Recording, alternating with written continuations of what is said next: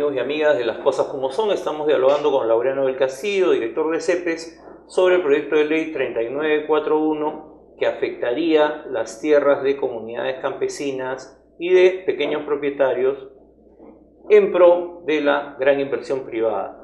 Laureano, tú nos habías explicado en qué consistía el derecho de servidumbre. Así es. ¿Qué consecuencia tiene la norma que está en la mesa de los congresistas, rumbo al pleno, digamos, en el derecho de los propietarios de las tierras?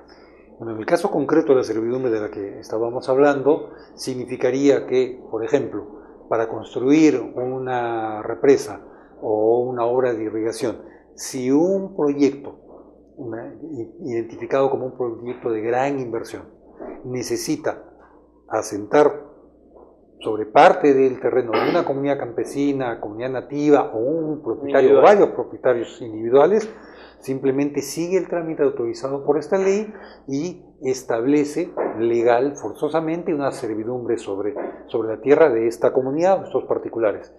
¿A cambio de qué? ¿De un alquiler? No. ¿Le va a comprar? No. Lo que va a hacer es usar durante un tiempo, que pueden ser varios años, eso contra un único pago, que es una compensación, y listo. Y puede permanecer el tiempo que la norma lo faculte. O sea, terminado eso, 30 años, puede durar 30 años. 40 años. Puede ser un yacimiento minero y donde necesito depositar ahí, por ejemplo, mis relaves como empresa minera. Entonces, ¿sabe qué? Establezco una servidumbre, dejo ahí mis relaves, pasados los 30 años, ya agotamos la mina, señores, nos vamos, el terreno es suyo, chau. Le dejo los relaves. Ya le pagué una vez, hace 30 años, y no hay nada que negociar. Ahora, yo leía en el proyecto que hay una disposición transitoria que dice, en caso afecte a los pueblos indígenas, cualquier medida administrativa vinculada al tema se consultará. Pero la pregunta que yo me hacía es, ¿no es la ley, el proyecto de ley el que debe haber sido consultado? Porque afectaría directamente a pueblos indígenas. Así o sea, es. ¿qué pasó ahí? A ver, dos cosas. La primera es que estamos en presencia de normas que afectan no solamente de manera indirecta, sino directamente derechos de pueblos indígenas y de comunidades campesinas y nativas que en el Perú hasta hace pocos años eran oficialmente conocidos como los pueblos indígenas. Entonces, esto debió consultarse. No se ha hecho así, y eso es objeto de protesta de organizaciones indígenas con justo derecho. ¿Y esto podría llevar a que la ley en algún momento se declare inconstitucional en ese aspecto? Porque debió consultarse, y bueno, en buena medida se da esto porque el Congreso tampoco ha cumplido con su obligación de regular la forma como deben hacerse a su interior las consultas de leyes que puedan afectar directamente a pueblos indígenas. Ahora, pero además yo he visto la queja de algunas organizaciones indígenas, entre ellas SONAMIAP, que ellos se presentaron de buena fe, digamos, ante la comisión y no les dieron la palabra.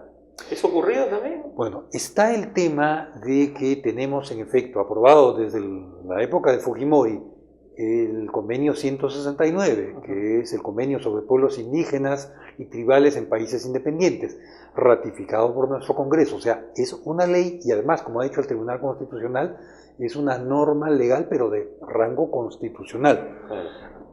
Y tenemos una ley de consulta previa a los pueblos indígenas y un reglamento.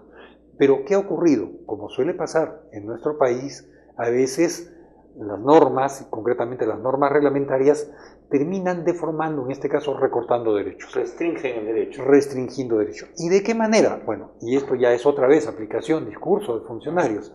No, es que las comunidades campesinas y nativas no son pueblos indígenas, ¿no? Y la ley, el convenio, el reglamento están hechos para pueblos indígenas. Pero es una interpretación, digamos, ¿no? Es totalmente una interpretación, porque ya digo, hasta hace algunos años, antes de tener esta ley, el gobierno peruano reportaba a la OIT, que es el organismo internacional donde se fomentó y se aprobó este convenio internacional, reportaba en cumplimiento del convenio la situación de comunidades campesinas y comunidades nativas, que hasta el año 69 eran conocidas tenían ese nombre, además, ¿no? Comunidades indígenas. Entonces es simplemente un juego de palabras para evitar la consulta. ¿Qué hace esa norma que tú mencionas, transitoria? Si se aprueba, es decir, bueno, pues aquí otra vez vamos a ver quién califica para el Estado, para el gobierno más concretamente, como pueblo indígena, para ver si le consulto o no le consulto. Y eso no puede ser, eso termina siendo Claro, una acto de arbitrariedad. o sea, no, esa disposición transitoria no está en No garantiza no nada. garantiza el derecho. Efectivamente, no. ¿No? O sea que lo más probable es que si esto se aprueba, va a ser denunciado. He escuchado también que AIDESEP ya se ha pronunciado en contra, ¿no?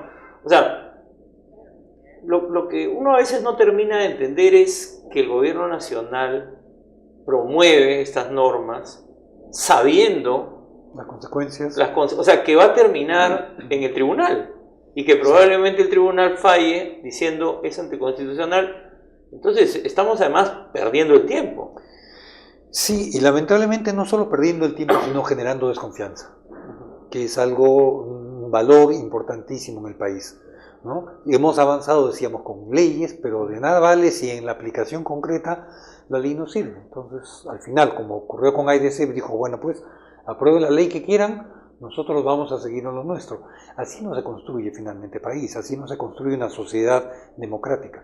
Entonces, tendríamos que tener la suficiente madurez como para ver en qué medida una iniciativa o una ley puede afectar derechos y en ese momento, antes de aprobarlo, discutir y ver de qué manera se perfeccionan las normas para garantizar, como dice la misma Constitución, el bienestar general de la población, que es lo que al final le interesa al Estado, o debe interesarle. O sea, en resumen, esta es una norma que viola los derechos de los pueblos indígenas y que además va a traer más conflictos.